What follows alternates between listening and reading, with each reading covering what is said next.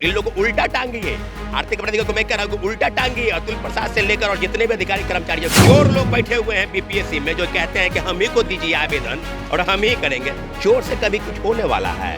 आपको पता नहीं था कि सेंधमारी हो चुका है? आपको पता नहीं था कि प्रिंटिंग प्रेस में छपने से पहले ही हमें बोले कि हम बिहार के रहने वाले हैं? ये व्यक्ति उत्तर प्रदेश का है। कौन उत्तर प्रदेश? दोनों के पाठक। आर्थिक अपराध इकाई की जो रिपोर्ट है जो सामने आने वाली है जल्द से जल्द सामने, पूरे मामलों का भंडाफोड़ हो चुका है। टीआरई 1 से लेकर टीआरई 2 तक सबसे बड़ा कोई अगर सरगना है तो बीपीएससी के पूर्व चेयरमैन अतुल प्रसाद है। नैयर हसनैन खान साहब से मुलाकात करेंगे और एविडेंस उनको हम देने का प्रयास करेंगे। किसका एविडेंस? यही टीआरई 1 और टीआरई 2 में एविडेंस बिल्कुल एविडेंस है। ये व्यक्ति जो है एक नंबर का जालसाज और फरेबी व्यक्ति है। अतुल प्रसाद एक नंबर का जालसाज व्यक्ति है। ये आए हैं तूफान से कश्ती निकाल कर, इस प्रश्न पत्र को सेटरो रखना थोड़ा संभाल कर। नमस्कार, आप देख रहे हैं लाइव सीरीज। मैं हूं आपके साथ रोहित। आपको बता दें कि बीपीएससी टीआरई 3.0 परीक्षा रद्द कर दिया गया, लेकिन देखिए यहाँ पे टीआरई 1 और टीआरई 2 को लेकर जांच की मांग उठ रही है।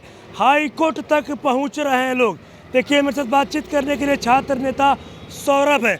आप लोग हाई कोर्ट भी गए थे? सबसे पहले आपको धन्यवाद रोहित जी। निश्चित रूप से टीआरई 1 और टीआरई 2 में जो धांधली हुआ है, इस सारे धांधली की जो शिकायत है हूबहू टीआरई 3 में जैसे हुआ। अब तो कहने की कोई जरूरत नहीं है। जिस प्रकार से अतुल प्रसाद जी कहते थे कि आए हैं तूफान से कश्ती निकाल कर, इस प्रश्न पत्र को सेटरो रखना थोड़ा संभाल कर। संभालने का कहने का तात्पर्य जो है कि पेपर को लीक करना है कैसे? प्रिंटिंग प्रेस में छपने से पहले आप लोगों को दे दिया जाएगा।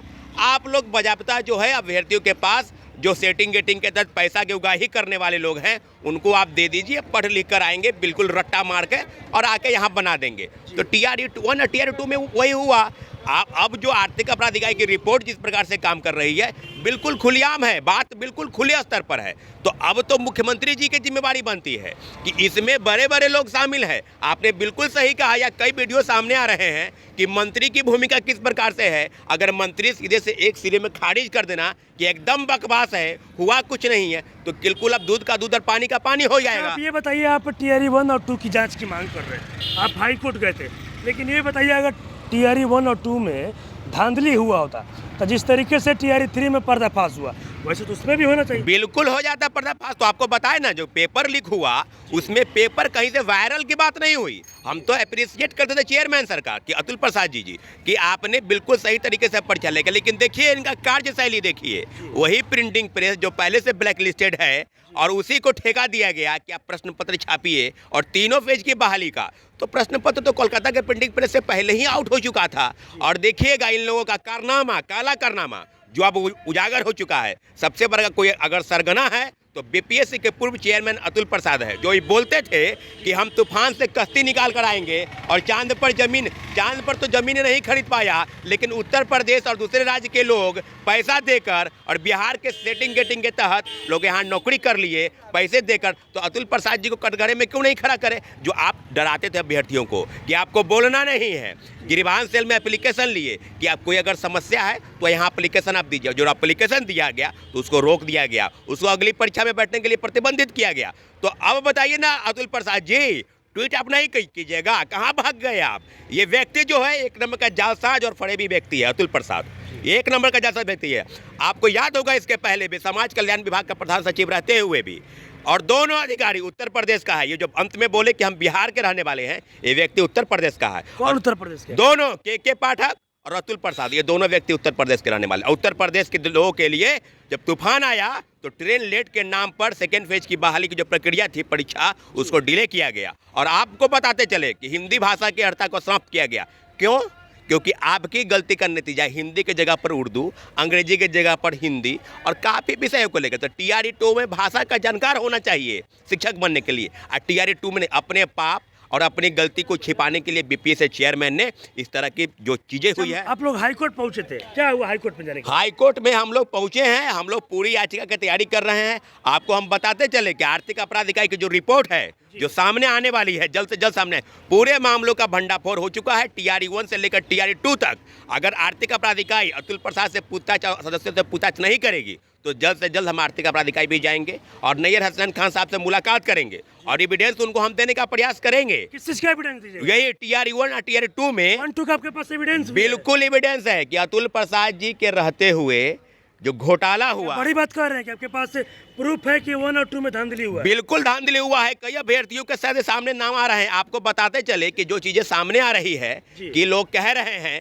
कि फलनामा जो है गलती सीटेट फेल हो गया, STT फेल हो गया, कई फर्जी वाले बहाल हो गए। तो यही वही फर्जी वाले लोग हैं जिनके नाम पर आप पैसे लेकर बहाल किए, और जो मेरिट वाले लोग हैं आज दर दर की ठोकर खाने पर मजबूर हैं। लोग रो रहे हैं, बिलख रहे हैं। किसके वजह से? ये BPSC चेयरमैन की गलती की वजह से। आपको पता नहीं था कि सेंधमारी हो चुका है? आपको पता नहीं था कि प्रिंटिंग प्रेस में छपने से पहले ही? अरे भाई, आप लोगों को डरा धारा 144 लागू हो गया कि हम परीक्षा के संदर्भ में जो तैयारी मेरे चल रही है रिजल्ट निकालने के लिए, तो लोग अब विरोध ना करे, लोग प्रदर्शन ना करे BPSC गेट के पास, और डरा धमका के लोगों को रखा गया। ये बातें अब बिल्कुल सिद्ध हो चुकी है कि TRE 1 से लेकर TRE 2 तक पूरे जांच के केंद्र की बिंदु जो है वो BPSC है। और कुछ और बिंदु की चर्चा हम करेंगे। तो आपको बता दे रोहित जी कि कुछ छात्र नेता हैं, कुछ पत्रकार हैं जो खूब वाहवाही लूटे, गदगद माला पहनाते थे, और अपने आप को पाक साफ करवाने के लिए उनको सहमति प्रदान करवाते थे कि आप वीडियो बनाइए हम पर, और BPSC अतुल प्रसाद जी पर खूब बढ़िया बढ़िया बात बोलिए, गोल गोल बात बोलिए।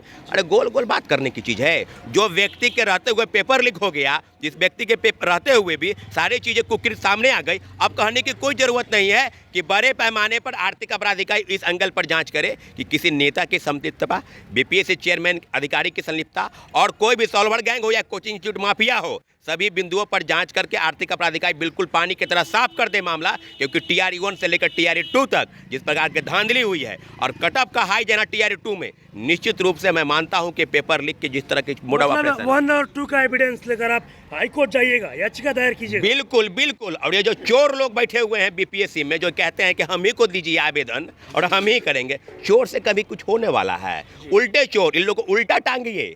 आर्थिक अपराधियों को मैं कह रहा हूँ कि उल्टा टांगिए। अतुल प्रसाद से लेकर और जितने भी अधिकारी कर्मचारी जो गोल गोल बात घुमाकर और देश के तमाम राज्यों के गलत लोगों को पैसा लेकर बहाल कर दिए। सेटिंग के खेल हर राज्य में चल रहा है। बिहार के लोग का देख लीजिए कि वहाँ का सेटिंग करके उड़ीसा से भागा था पटना में, अब पटना के पुलिस गिरफ्तार नहीं की तो फिर वो सेटिंग करने में लग गया, फिर सेटिंग कर दिया। तो आप समझ लीजिए कि BPSC के अधिकारी की पूरी भूमिका है, इसके पहले पूर्व चेयरमैन रहे या वर्तमान चेयरमैन रहे, सभी की जांच होनी चाहिए कि आपके रहते हुए पेपर लीक प्रिंटिंग प्रेस में कैसे छपा और उन लोगों के पास कैसे पहुंचा अभ्यर्थियों के QR कोड लगने के पहले। अच्छा, ये बताइए सौरभ जी, कई ऐसे शिक्षक अभ्यर्थी हैं जो कि अब शिक्षक बन गए हैं, वो TRE 1 और TRE 2 में पास करके नियुक्त हो गए हैं, शिक्षक बन गए, और आप बोल रहे हैं कि मेरे पास एविडेंस है, हम लेके हाईकोर्ट जाएंगे, तब उन शिक्षकों तो नौकरी पर चला जाएगा? बिल्कुल। हम आपको बता दें कि जो लोग मेरिट वाले हैं, मैं मेरिट वाले की बात नहीं कर रहा हूँ, मेरिट वाले की नौकरी बची रहेगी। लेकिन जो गलत लोग बहाल हो गए हैं, जिन्होंने डॉक्यूमेंट का वेरिफिकेशन गलत तरीके से कराया है,